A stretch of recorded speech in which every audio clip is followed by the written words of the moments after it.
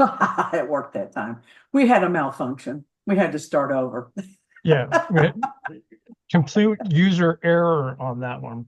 Do Yes, you we need to did. like take a little pen and paper and write down exactly how your screen looks now? No, because I'm not kidding. Every week for the past month, my buttons have been different and they disappear and I have to click over them. So I have to know where they are to click over them. And I I think think your it's because husband's messing with you. I had no, I I think he's upgraded my plan. I upgraded my Zoom plan, so I have extra functions. So everything looks different now. So anyway, welcome to the Crystal Clear Point Studios. This is Miles of Smiles and Vince, and we're talking again. Watch out. And we have with us today Lulu Morris and Dr. Matthew Pierce and Deborah Colleen Rose. And we couldn't agree on what to talk about, so we just came up with something at the last minute. And well. this is what we're doing. Then we agree on that then. Yeah, then we agreed. We disagreed and then we agreed, and then we agreed to agree. So there you go. And we're going to talk about the movies that have impacted us the most, the ones you can watch over and over and over. And I bet mine don't match anybody's. I bet mine don't match anybody's. Well, with that said, why don't you start? Okay, so one of the movies that I can watch over and over and over again, just because I mean it came kind of at a time in my life that I was struggling with creativity, I was struggling with, my sexuality, I was struggling with, a lot of different things in my life going on. And for some reason it just like fit. Like it was like I was like right in the middle of like exactly how I was feeling. And the movie's called Xanadu. Oh, God. Yes. I mean, and most people they're like, "Oh my God, are you serious? Are you serious? That's one of your favorite movies?" And I would have to say, yes, it actually was. Just because how it was put together and then how it was like portrayed and so on and so forth. And then you kind of go on and you start learning like the history of, gay culture. And you've come to find out that the main choreographer of all the dance moves and the dance routines and things like that was like fighting AIDS through the entire movie. And he actually appeared in the movie, and his lover appeared in the movie. And so, then there was like all tons, tons of different things that like transpired in the movie that, yeah, I kind of go back and go, oh my God, that's what they were talking about, or that's why that came up, you know? So the whole idea of like the mixing of the old and the, kind of progressing into the new and people not having a problem with it, to me was like inspiring because Who I did the was fighting music? with people. I was fighting with people that were older than I am, because they're saying, "Oh no, you're not gay. You're not gay." But in this movie, no one cared. No one So, cared. who did the music to Xanadu? There were a couple different artists. God, I can't remember. I have to go back, but um, yeah, I'm gonna have to go back and I'll review Google it that. while I'm thinking. I know I'm horrible at names and actresses and actors and who wrote things and so on and so forth, but I remember little details. So I mean that's kind of weird. But I actually spelt it right. Xanadu and the whole aspect of we have muses like kind of in my later life, and when I've studied the metaphysical, I actually believe muses exist. And I actually believe that there have been people that came into my life specifically to be a muse. Not to amuse me, but to be a muse. To encourage you, uplift Yeah, you. absolutely. Absolutely. And Looks so, I mean, like the whole story is about a looks like muse that Olivia comes along. Newton-John did most of the music. Yep. Yeah, ELO did some of it. I love ELO. I don't like Yeah. Olivia Newton-John much, but I Yeah, I was gonna love say ELO. electric light orchestra, but yellow, yeah. ELO does no wrong as far as I'm concerned. Well, I mean, Is that's that kind of that's the Kelly? movie that put her on the map, Olivia Newton-John, that put her on the map. So, I was not Olivia, what were fond you of gonna it. say? As Koo was in ELO, was that Kelly Grauket? Okay. I don't I don't know. I'm asking. I don't know either. I mean, but I know Okay. that there's one Warner Brothers Studios gave them permission to use one of their big sound stage for one of their numbers, and I mean they just went hog wild with it, and most of that scene was like completely and totally like ad lib. I So I like mean, I don't know. It was inspiring to me, and like I said, it might seem corny and it might seem like just like kind of off the wall. I mean, but Mhm. that's one of those movies I can watch over and over and over again. For the animation, for the music, for whatever. But it related to you personally from a different standpoint because of the backstory. A lot of Absolutely, the backstory meant something to you. So, absolutely. yeah. Yeah, I mean, actually, before they tore down the theater that was there, my friend Richie took me out, and it's in California, took me out, and it was all gated off and everything else like that, but you could kind of see it from like far away. But like in the next 2 weeks, they had like they tore it down, so Oh, I got to actually see that theater like from the road, before they tore it down, and it's no longer there. did you see it, Luann? Think I did. It was in 1980, and Yeah. that year I was going to nursing school and was pregnant. So So you were out of your mind. You don't yes, remember. basically, basically I was spending my time in books or throwing up. Yeah. Well, it How was a fun lot of for you. disco. I was Mhm. not a big disco fan. So a lot of disco. Even though I do love ELO. I don't consider them disco though. No, I don't either. So disco, disco duck. Oh God, here we go. Uh, um, I I find it unusual that my kids, especially John, loved Baby Boom. That was with Diane Keaton, where she inherited the child from her cousins Yeah. because she was the closest relative. And who was the guy that was in Ghostbuster that was in that movie? He was in the like the first 10 minutes of it or 15. Oh, I don't remember. The You're gonna tall make me guy. Google. You're gonna make me Google everything today, aren't Yeah, you? I am. But he was her boyfriend in the beginning, and when she said no, she's going to keep this child, he goes, "I'm out." So she was I'm done. basically a single parent. Harold Ramis. Yes. And it was Yes. very funny, her interactions with her boss and what was going on there. And so it was a lot of fun, but it was also about a serious subject, I think. Adopting a child that's not really yours, you don't know anything about it, and you're kind of forced into it, and then leaving, the boyfriend leaving, and so then you feel guilty about that. And then she moved to the country. I don't know if you remember or not, but it's when the well ran dry, Hmm. and she said to the plumber, "Oh, well, we'll just get the hose and fill it up." Yeah, we'll And just he fill it went, up. he was like, "No, it doesn't work that way." I love that. That was a fun movie, though. I love everything that Diane Keaton's in. There's just something fun about all of her movies. You feel like you're just sitting down doing something comfortable, like playing Yeah, Yahtzee. yeah. It doesn't take a lot, but there's a lot going on. Well, and I remember a lot of movies probably that are obscure, like Kramer versus Kramer, and Oh, that was sad. yeah, it was. I do like comedies best, I guess, like Father of the Bride. Okay, I love that movie. Which one That though? was a great Which movie. Well, I version? mean, it was like there was like what, Steve like three, Martin. yeah, Yeah, Steve Martin, but there were like were there three or two they I there's made? know there well, was two for sure, but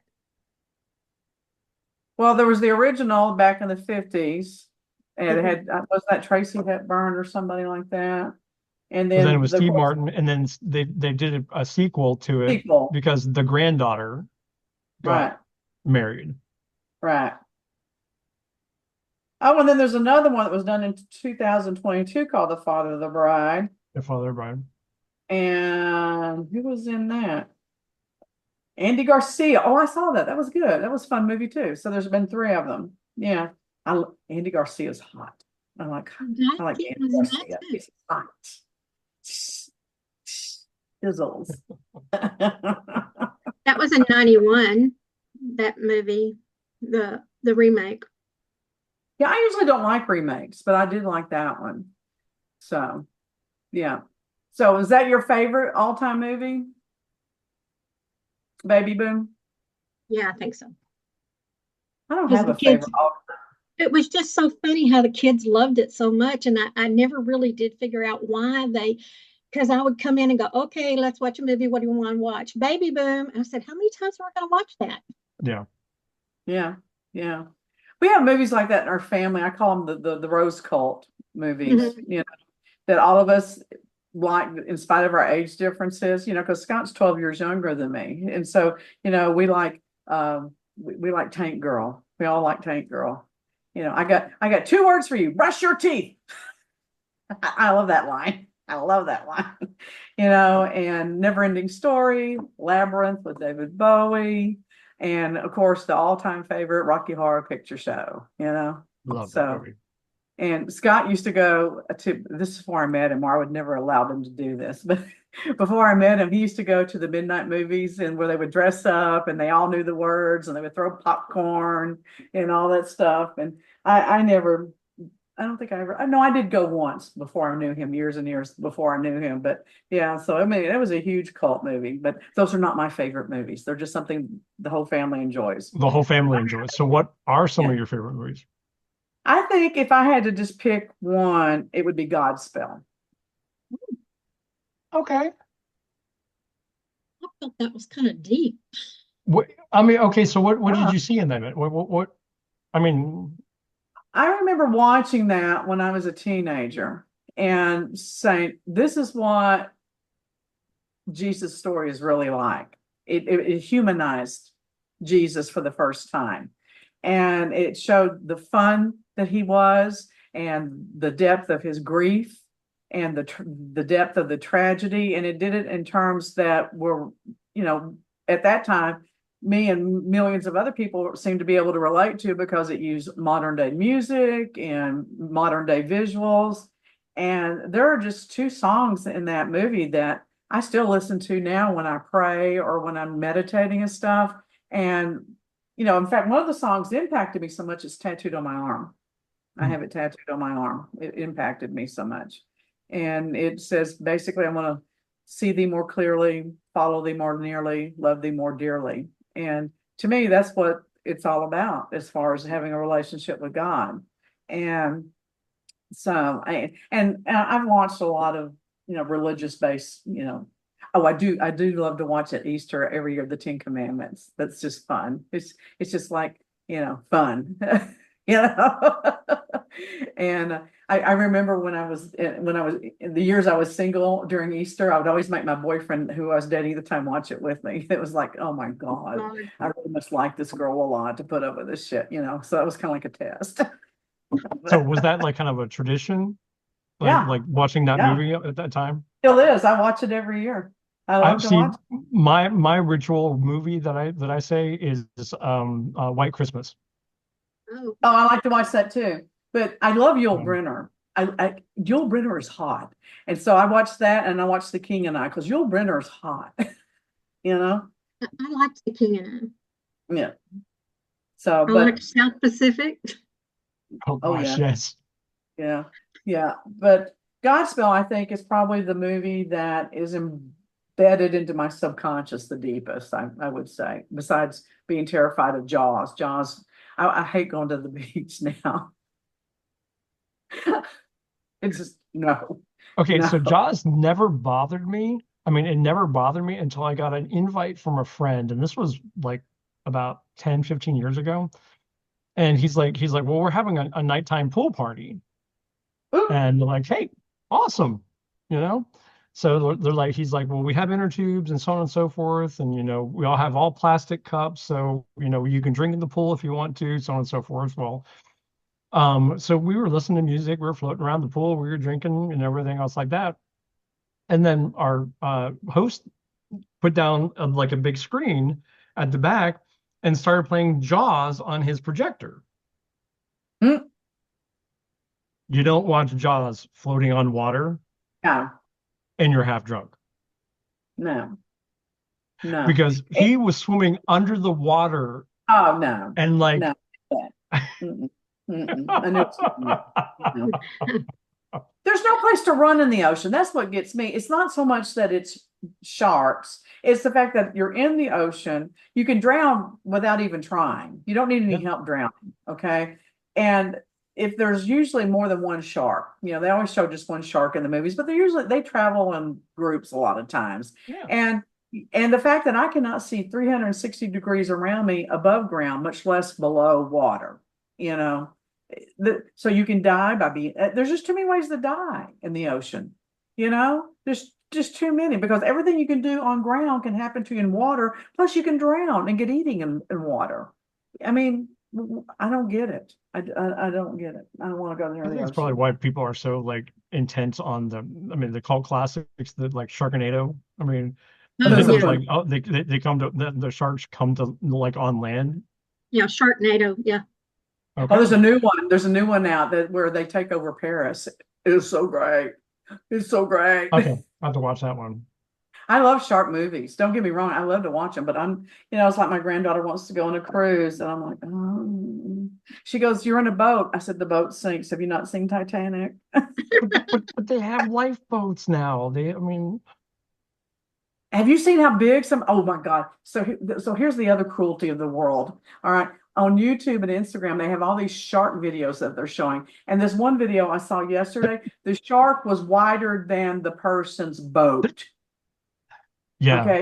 it And was they have swimming seen under a it. shark now that's 22 feet long. That's the size of a bus. A bus. So don't tell me that who got swallowed by the whale? Jonas. Don't tell me he did Jonah. not get swallowed. Jonah. Don't tell me he did not get swallowed by a whale, because I bet it was really a shark. And I bet it's the one that's still alive that's floating around. Oh, the megalodon. I mean, is Yeah. like said to be like 32 feet or something of that Oh my nature. God. Yeah. All right. So what's another movie that y'all love? I liked Die Hard movies. Oh yeah. The Christmas movie, the untraditional Christmas movie. That is not a Christmas movie. That is not a It is Christmas too. movie. Yeah, it is. It takes Do you know how place many? during Christmas.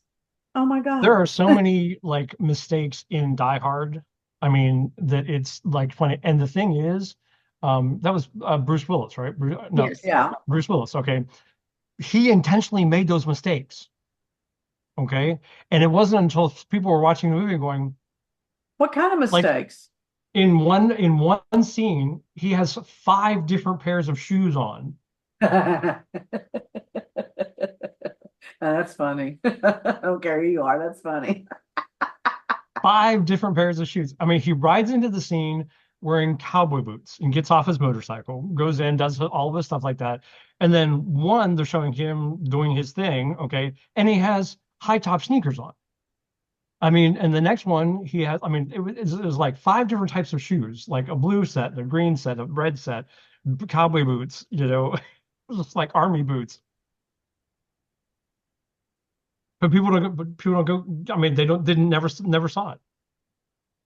I bet Bruce Willis is a very funny man, and all through his. I loved him in Moonlighting with Sybil Shepherd. Yes, that was Yes. so good. I love that show. They supposedly hated each other, and I hate to hear that, but it was a great show, I thought. So, Okay, all right, so you okay. love Die Hard. Why do you like that? What Die Hard? I think it's his sarcastic responses to most things that kind of get me.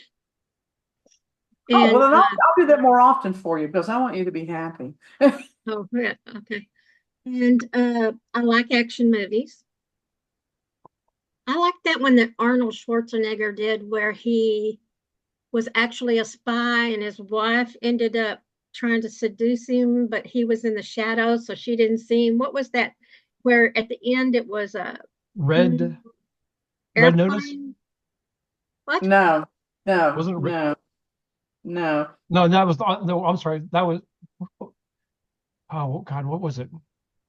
I don't remember. Oh, that And I was like Rock. that one because That was it Rock. has lots of humor in Lies. it. True lies.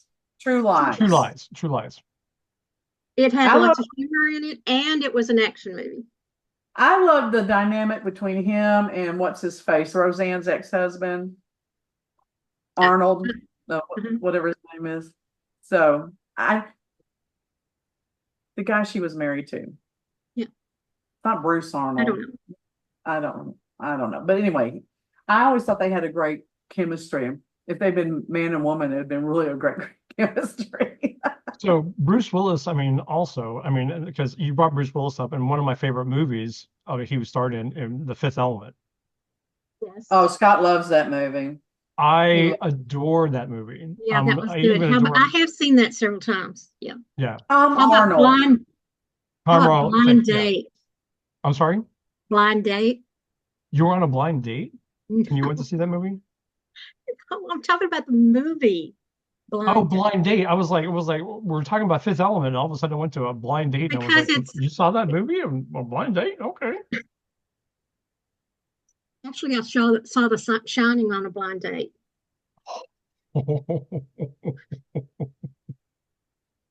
That's a movie. That's a movie to see. I should have seen The Writing on the Wall. It was the first date I had with John's dad. Oh my God. I like the movie The Shining. I love the book. I love the book, but I like the movie The Shining too. I like the series that John Travolta did with Allie, what's her face? Look Who's Look, Talking. yeah, yeah, those are cute. Those are cute. But what really impacted you? Like was like life changing. Well, I think one of the movies, okay, and you're gonna probably, like I said, you're probably gonna laugh, but I mean, I like romantic comedies. Okay. And one of the movies that, like, to me, it was like, Under the Tuscan Sun. That was good. I love that movie, and it was just like, she got to the point in her life where she was just like, I don't care, I don't care, and that's when she found like all the peace in the entire world that she would ever need, Who and then was in all of a that? sudden, that's when the good things came to you. Wasn't it the So, mayor of the town? She said that she wanted um, a wedding and children and something true, else. and family, Yeah. And she got it all. It just all did, of it, the wedding was a friend of hers and the baby was a friend of hers. Oh, the wedding was the young man that worked for her. probably, That's yeah, what it was. And she just kind of adopted him. yeah.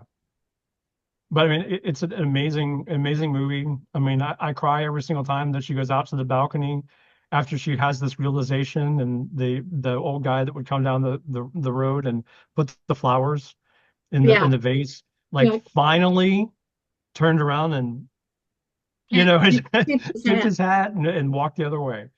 It was just like for months having and a months of breakthrough. him ignoring her. Yeah,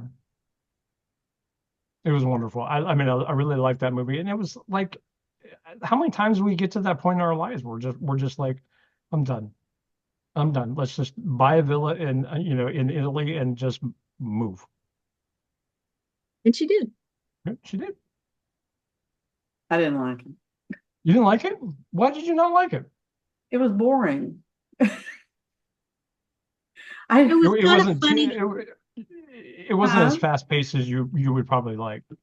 No, I like slow pace, but you'd be surprised that they have avant-garde movies. I just watched one called Memory, which is it's just scene after scene of very little dialogue and a lot of you have to fill in the gap. I like movies like no, it was just boring. It was obvious where it was going to go, and you're like, oh, get a grip. She's ugh. I don't know. Did you get the fountain in the front room? Did you understand? What? Hmm? The fountain was not, it was dripping when she got there.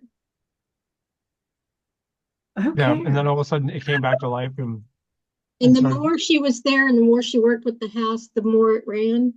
And then Uh, in the very last part, it was just like flowing like a Yeah. river. it was an adult Disney princess movie. I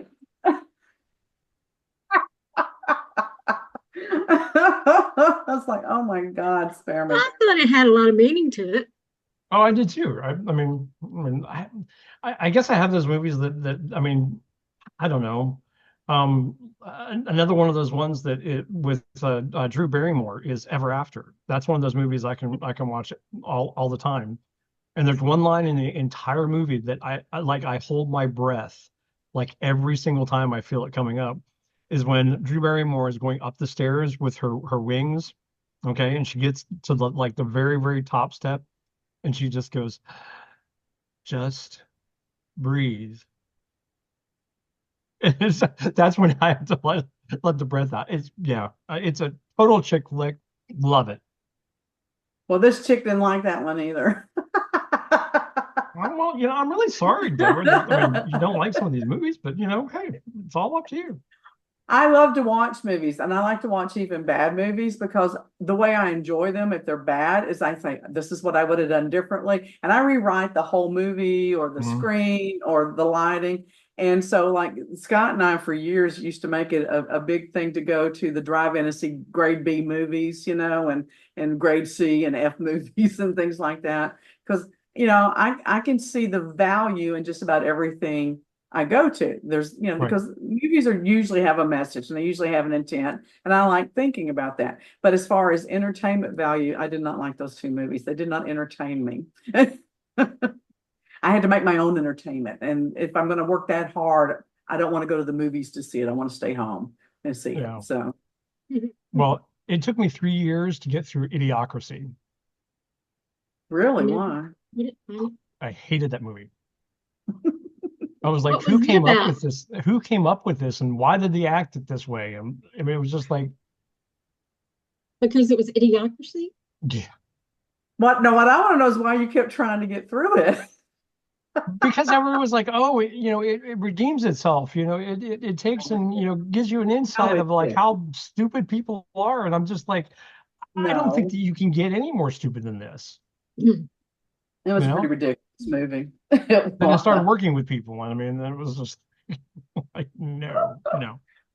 Yeah, there's a lot of movies that I really like and enjoy that get horrible ratings by the critics and stuff. And generally, if they don't like it, I'm going to love it, and vice versa. But Scott and that's our big thing. I love to go to the theater and just immerse myself in the dark and with my popcorn and my Coke, and don't talk to me and don't ask me questions. And I totally, Scott gets a little distracted when people talk. I don't. I'm in my bubble. And I have found a new love. I love to go to the movies where they have the recliners and sit on the front row, because Oh if you yeah. go all the way back, you are totally immersed in that screen. You are in that moment. It's I enjoy that a lot. But I think that's what made the Civil War movie we watched I was so going to bring that up. impactful. Yeah, I it couldn't freaked imagine us being in the up. front row for that movie. We weren't Wow. in the absolute front row, but we were close to the screen. But it freaked us both the fuck out. It was the XD where you feel it and you hear it surround sound, and it was. Yeah, that would be Well, a sensory. Wow. do you agree, Luann? To me, watching that movie was like, okay, this is what we're going to read in the newspaper tomorrow. We're going to go home, and this story that just unfolded is actually going to be in the newspaper tomorrow, because you could see the possibility of how all that transpired with all the things going on in this country. Hmm. And Yeah, it was it was devastating, very actually. plausible, very plausible. Yeah, yeah, absolutely. And of course, I grew up in the 60s where we were told that, at any moment Russia was going to overrun us. And we used to have military practice at school to hide under our desk. And we used to hide it. We had a basement at our school that was the gym, and we used to hide in the dark in the basement and, for bomb drills and things like that. So seeing that just, I'm not saying it traumatized me, but to me, my subconscious went, yeah, you're prepared for this. You've been trained for this, and it could be a reality. And then seeing it on the screen like that, and how most people actually operated out of disbelief. And the Yeah. disbelief is what caused the chaos. They couldn't wrap their head around it. So that was really, it was I still think about that movie. I do, especially with the election coming up. Yeah. I think, yeah. I can see So I that. would not say it's a favorite movie, but it was a very thought-provoking movie. So you had mentioned, I think before the podcast that, I mean, well, maybe not, you mentioned on there, like as far as spirituality, what would be a movie that you would like kind of pick out for yourself? Well, gospel affected me spiritually. The Passion of the Christ. I literally broke down in the theater. No. I literally broke down. In the theater. I've only had two movies where I have broken down from the experience. That was one of them, and I broke down in the theater. I thought I was going to have to leave. But I kept my shit together because my kids were with me and my husband was with me. And I have a lot of pride at the time and ego, and I didn't want to be a wimp. But I came home and literally sobbed for an hour because the graphic reality of not just it being done to who I see as my God, but seeing that done to anybody, that the cruelty of what humanity could do to another living being just fucked me up. It just fucked me to literally see. I don't know how they made that movie. I don't know how they got through that intact, emotionally, mentally, Because I all think that. it's because they film it a little snippet at a time and then everything is put together. They don't go through it start to finish. Well, he got hurt quite a bit in that. The guy that played Christ, I forget his name. I can see his face, but I can't think of his name. He got hurt several times during the making of that movie, badly. And he became a very devout Christian during the making of that movie. And I mean, so it impacted him on a huge level. And then the other movie that affected me emotionally deeply was the movie that Lady Gaga did, the remaking of A Star is Born. And that was personally, on a very personal level for me, shocking when he hung himself due to his addictions. And because he already reminded me with his attitude and stuff of my husband that had passed years ago. So I already had a deep emotional connection during the movie. And then to see him just give up and hang himself like that. And because my husband died due to the fallout from his heroin addiction. It triggered something deep inside my spirit. And Scott and I literally sat in the parking lot at the movie theater while I wept for a good 30 minutes. I could not get my stuff under control. It was just that bad. And I had a similar reaction once. Do y'all remember the TV series Sons of Anarchy? Mhm. Okay. So I have a love for my motorcycle clubs when I had a bail bond business. I did a lot of bonds for them. So I had a lot of love for that show. A lot of that stuff connected for me. And there was one boy in the club named Opie that looked just like my son. I mean, they were the spitting image of each other. And in the show, he took the hit in prison for the lead actor and got killed. And it Mm. showed him being beaten to death. And Scott was out of town on a contract, so I was home alone, and I literally laid in my bed. Oh my gosh, it affects me now. It was like watching my own son be killed right before my eyes. So what's amazing to me is I can have such a non-reaction to so many things I see, but then there are things that get into your soul. And the power of the media, the power of the visuals, the power of the words. So, I don't make fun of the things that y'all like. I just don't get it. I don't get the connection with some of these things. They just don't. But when I connect, it's horrible. Yeah. And you love it and you hate it at the same time. Or at least I do. So, I think there was only one movie that I had like a severe emotional reaction to that like I couldn't stop crying for like an hour. And that was the movie It's My Party. I don't think It I saw that. was if you see it, be prepared because it's about two gay men and they break up because one is going through his struggle with HIV and AIDS. Hmm. And it gets to the point in his life where I mean, they broke up. I mean, they sold the house, they sold their horses. I mean, whatever. And I will start crying, I promise you. Um, and so the guy that was struggling decided to end his life, but he wanted Mm. to do it with his entire family around. And so he had a friend that was a doctor that, got all the drugs together that he needed. And so he had this big party at his house and invited all the people that he wanted to be there. And it was just like kind of one of those things of like sharing memories and so on and so forth. And like right at the very end, he's giving away stuff. And he turns to his ex and he goes, I have something special for you. He's like, what? And he takes him out back. And it's the horses that they got when they first met. He bought them back Oh, wow. and he's been taking care of them like for years. And he goes, these are yours. Oh, wow. And like I said, I cry for hours after that movie because it's gut wrenching about what this disease does to you. So there we go. The first movie I saw that dealt with HIV was with Matthew Broderick Yeah. and Torch Song Trilogy. That was hugely impactful. That reminded me of that. Hugely impactful. It seems like even with everything and how long things have been going on, we still kind of sidestep that subject a lot.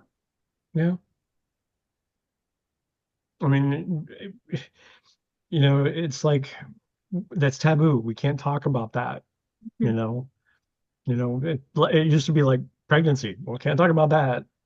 Now it's like HIV. No, we can't talk about that. You know.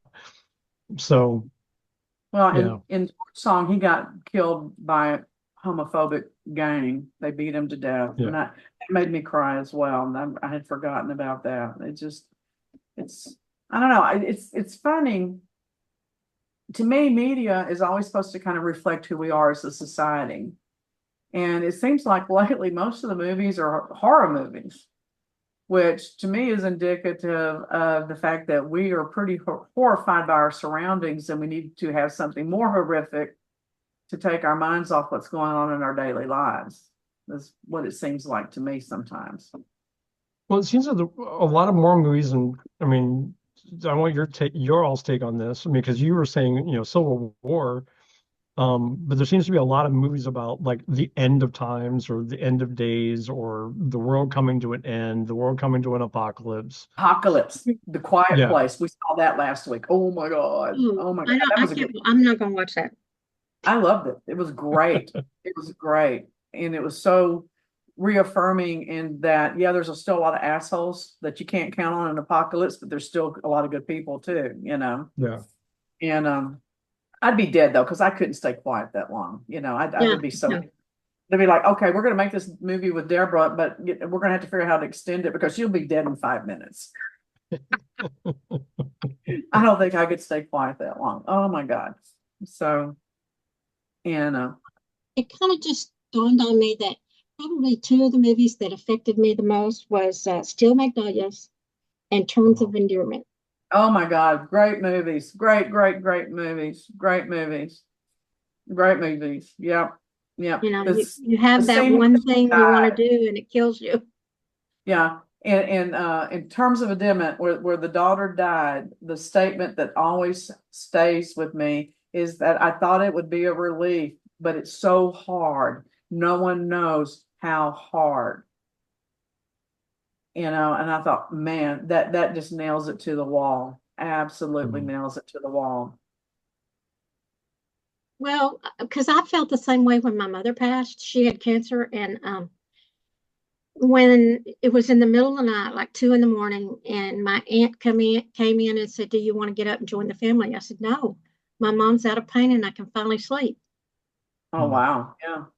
But it was after that that the impact came. That was my first reaction, to be relieved. Well, Steel Magnolias actually saved my sanity, I think. My brother committed suicide, and I wound up doing the eulogy at his funeral. And so my best friend was a transgender woman who was a hairdresser down in the Bishop Arts District. Her place was called Curl Up and Die, and we'd been friends for a long, long time. And another good friend was someone I met in paralegal school, and she was from Arkansas too. And so we had bonded years ago. And then the other one was a good friend of mine who was another lady bail bondsman. She had a bail bond company, and they were all there for me and did the funeral beautifully, handled the eulogy beautifully. And I went back in the back room afterward, and I literally just lost my shit. I was screaming. I was stomping my feet. And they're all around me, and they're hugging me, and they're comforting me. And Kelly Jo, who was the hairdresser, said, "Now, honey, I don't know what you're going through, but I have to tell you, your hair just looks marvelous." Right out of that movie. And we all just busted out laughing, and I think it saved my sanity. I really do. I really, really do. It was incredible. So I never downplay the importance of movies. Never, No. never, never. Well, part of it was the humor they had, in spite of the fact that they knew that what was coming, and so yeah. And Weezer, I mean, my God, we Oh all my need a God. Weezer in our life. Shirley MacLaine was great in that, She was. Oh yeah. as that character. And that's a true story. That was written by a gay man, and they made it into a play, and then they made it into a movie. Terms of Endearment was a true story, or it was a book that was based upon loose facts. We'll put it that way. Yeah. So it seems to me the really great movies that stick with us have a lot of reality built into them. Mhm. Well, that part of watching a movie is to be able to suspend your sense of disbelief. You have to buy in to whatever it is they're doing, or it won't work for you. That's why I didn't like that movie. Not buying it. Yeah. Well, I like to be removed. I mean, Huh? that I like to go and see movies that, like, I don't know. I mean, one of the movies that like I could like totally get engrossed in, is What Dreams May Come. Oh my God. And that to me is what heaven is like. That it's not just, here there's gold curbs and a wonderful place and everything like that. It's anything that you want it to be. It's any color you want it to be. It's anything. And it's just about someone transitioning and letting go. Well, and his journey to find his wife. Yeah. I mean, that was. So, I mean, I love that movie just to detach, just to. Yeah, I didn't like that movie either. I didn't like it the Well, first time Deborah, I you're saw it. abnormal then. I mean, I just have to say you're abnormal. No. Well, we all not knew that abnormal. already. Why don't you just state the obvious? No, but we all get something different from the movies we watch. That's why I think it's interesting to hear, Luann, what your movies are, and Deborah, what your movies are. I'm loving this because it kind of gives me a little bit more insight to who you are, because even if you say you don't like it, that gives me insight. Well, it's really funny because the movies I like that I really, really, truly just enjoy for entertainment are weird little, secondary movies. Like there's a movie that came out about 10 or 15 years ago called Love Song for Bobby Long that had John Travolta and Scarlett Johansson in it. And it's just dealing with the trials and tribulations of this old drunk who is John Travolta, and thinks that three people are interacting, his roommate and Scarlett Johansson and who is supposed to be her daughter, I think, his daughter or something, I remember, you know. The movie I just saw, Memory, is about a man who has dementia, and his caregiver is a woman who actually, she had a problem with her memory. She thought he had been the boy that molested her in school, found out it wasn't, and they wound up forming a bond, and she's the only one that treats him like he's normal, you know. And things that really happen, and it investigates human nature. I like human nature films like that, things of that nature. And then I like mafia movies, I liked Godfather. you know, and I don't like medical crap. I don't like medical shows and stuff like that. And I do. Yeah, I don't like those, and I don't like most law enforcement stuff on TV, but I like some of the movies because they're not realistic. Yeah, if you go military, if you go law enforcement or anything else like that, you've lost me. Well, I just saw one about a private investigator in Ireland that was actually kind of realistic, and I enjoyed it. And it had Antonio Banderas in it and stuff. And it was about them investigating, they called it the cult killer, but it was about people that were dealing in sex trafficking that were ultra Hmm. rich, stuff like that.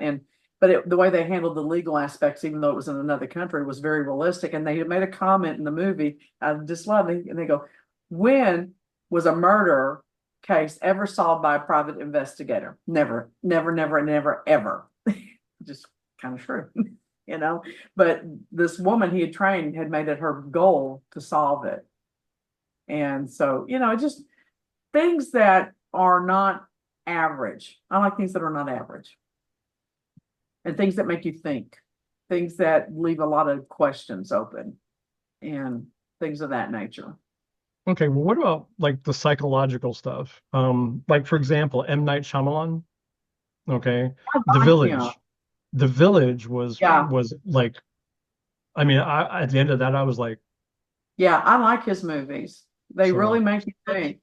I won't say that I enjoy them for entertainment, but I feel like I've had a really good conversation of banter after I've seen his movies, you mhm. know? So okay, so there's one movie that I'm kind of torn on. I liked it, but I didn't like it. But the reason that I really really took it on and kind of like tried, I remember where I saw it with my friends. We went to Dallas, and it was at the West End, or not the West End. It was the West Village, Mm, at the movie theater there. And we had got special passes or something of that nature for like a special, like you get a drink and you can go in and watch the movie, whatever. And so we watched Pan's Labyrinth. mm. Um, and I mean, I wasn't sure about it. I wasn't sure like what I watched. Okay. But movie ended and the ushers came in and said, okay, everybody stay seated, stay seated. And they're like, we kind of have like a surprise. And I'm like, Really? You know? And Guillermo del Toro was actually there and came Oh, out and answered the questions we had about Pan's Labyrinth. It was, I mean, it was eye-opening. It was really eye-opening to hear his vision, for, why the movie was so important and why, he did the things that he did in the movie, the whole influence of like Nazi Germany and the Illuminati, and it was like, it was amazing. It was yeah, amazing. I would have loved to have heard that conversation. That would have been great. It was amazing. But then you also find out that he has a softer side and he writes children's books. Do you know this? Yes, I did. Okay. And now they're making the cartoons out of them. And the cartoons are amazing. Well, he So, always sees things like through a double mirror. That's what mm, I like. And everything that seems obvious is always wrong. yeah. You know, and so if you do that, you're going to sell them short. So I like stuff like that. I do. I don't like slasher movies, you know, like the Mm. Jason and Freddy. and all that crap. To me, that's not horror. That's just cruelty. I don't like cruelty. I don't think cruelty for the sake of cruelty is entertaining. I just No. don't. But I If love I have to see werewolf a horror movies. movie, I want it to be up here, you know. Um, Yeah, more of a I, psychological thrill. I love Thriller. zombies. I love werewolves. I love vampires. I love them. Love them. Even the bad ones. even the bad ones. What were the movies with Tom Hanks in them where they were the Illuminati and the different things? Oh, yeah. The Da Vinci Code. Yeah, the Da Vinci Yeah, Code. that was it. Yeah. He did three of those movies, didn't he? Yeah. They were all based on books. I thought they did a good job based I because did. I read the Yeah, books I like first. I like to read books first if I have a chance before I see the movie, if I think it's an interesting topic, because I like to compare them and how they handle them. And then I quit doing that for years because it was actually shocking to me how they didn't stick to the book and it annoyed me. It's like if you buy the title to the book and the storyline because you think it's good, why the fuck don't you stick to it? Right. Why Well, do you what want was True Blood? They did that. Did you Mm, Yes. actually? She was reading one of the books in one of the scenes, yeah. Yeah. Yeah.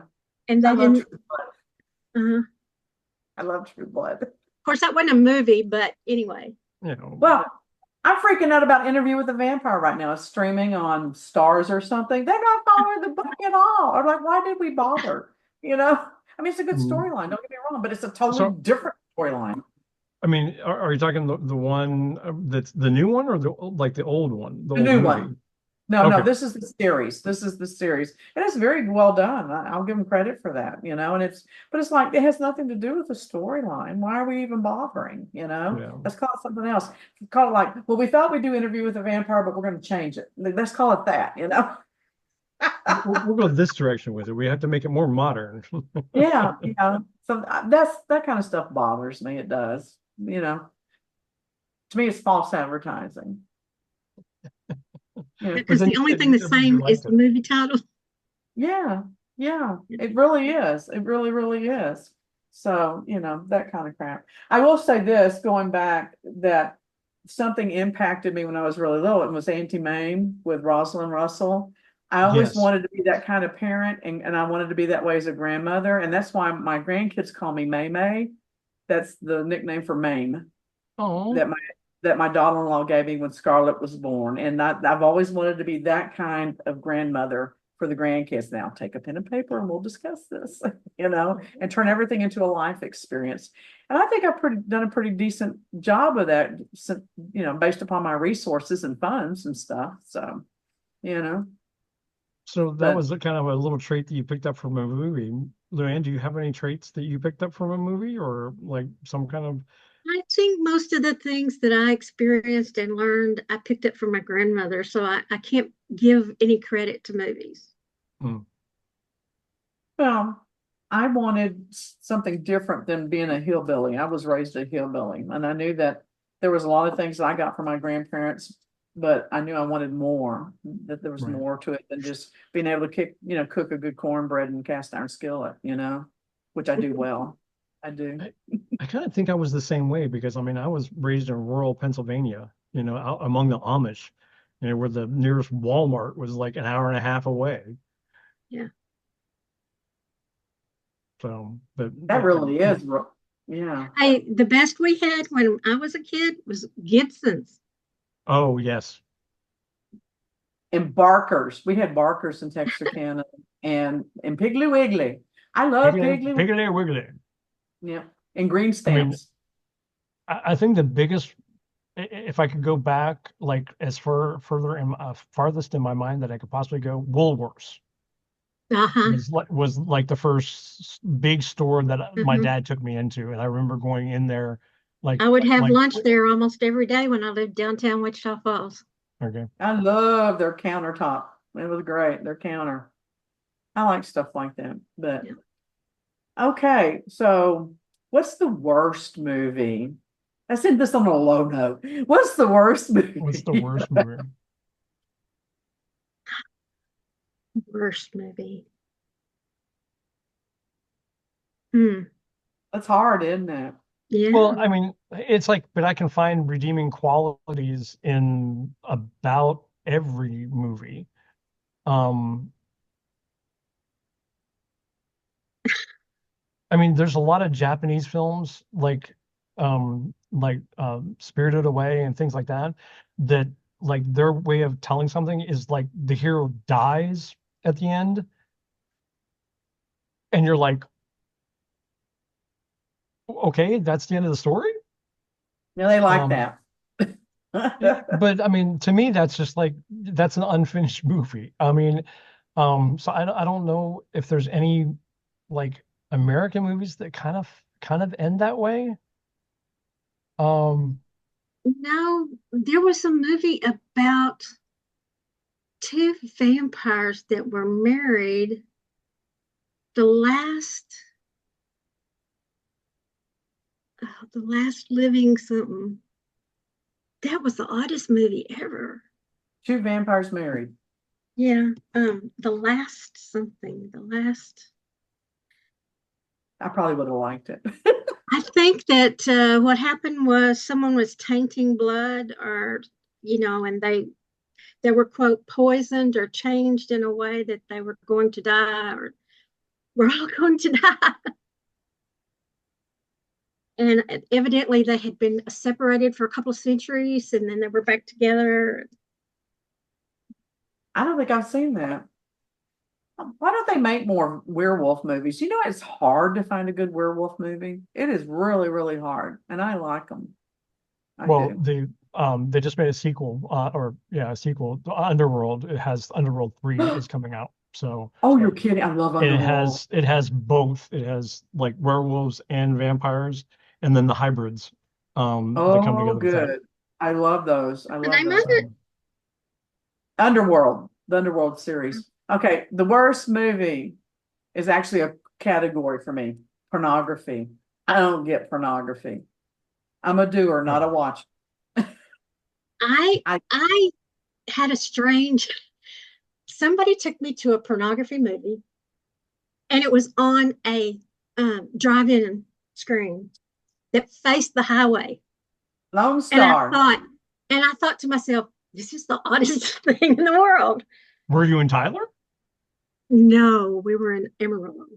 Okay. Oh, okay. Because we had one here in Dallas. It was right off of 30, and you could see the screen from the highway. I thought that was mind-boggling, and it was next to a cemetery on top of that. You know, and How it's odd can it get? and my first husband took me there, and I'm like, why? I don't get pornography. I just don't. Ugh, just slimy. Ugh. Well, and there was no point to this movie except going from one erotica thing to another. Well, I had a roommate for a while after my first divorce, and he and I were managers at Homer's together, and he loved porn, and I didn't watch it with him, but he always said, "You always seem to tell a great porn movie." I'm like, "There's no such thing." He goes, "Yes, there is." He goes, "If they don't have sex within the first 60 seconds, I turn it off and we're done." He goes, "Porn is all about the sex, and if they try to have a plot, it's ridiculous." And I'm like, "Okay, that kind of makes sense." Well, you're kind of talking to a guy that dated a porn star for about 6 months. Okay, and he Oh. also produced it. So I mean, it's like I totally see it senseless. So I don't get totally, it. But totally. they say, well, men like it because they're so visual. I don't buy that. I mean, maybe it is, but No, I I get that. I mean, I do. I get that. I mean, men are a little bit more visual. So I mean, it's kind of like no, I'm not gonna go with that. That's something different. but we're also now in an age where people swipe left, swipe right, and everything is visual about getting hookups. So I don't know. I'm not an expert on that. So anyway, Lou, tell them how to get a hold of you. Uh, you can go to my website, which is www.ancientherbalapothecary.com, or you can email me at Luann, Luann, at ancientherbalapothecary.com. Cool. Dr. Pierce.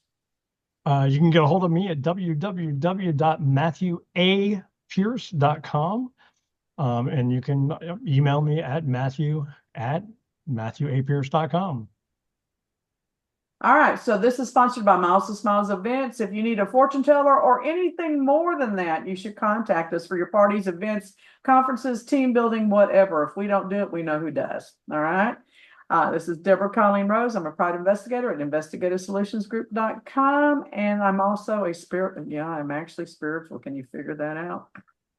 Spiritual coaching and handwriting therapy at deborahcolleenrose.com. So we're talking again. Watch out. You never know what we're going to do next. See y'all next week. Bye-bye.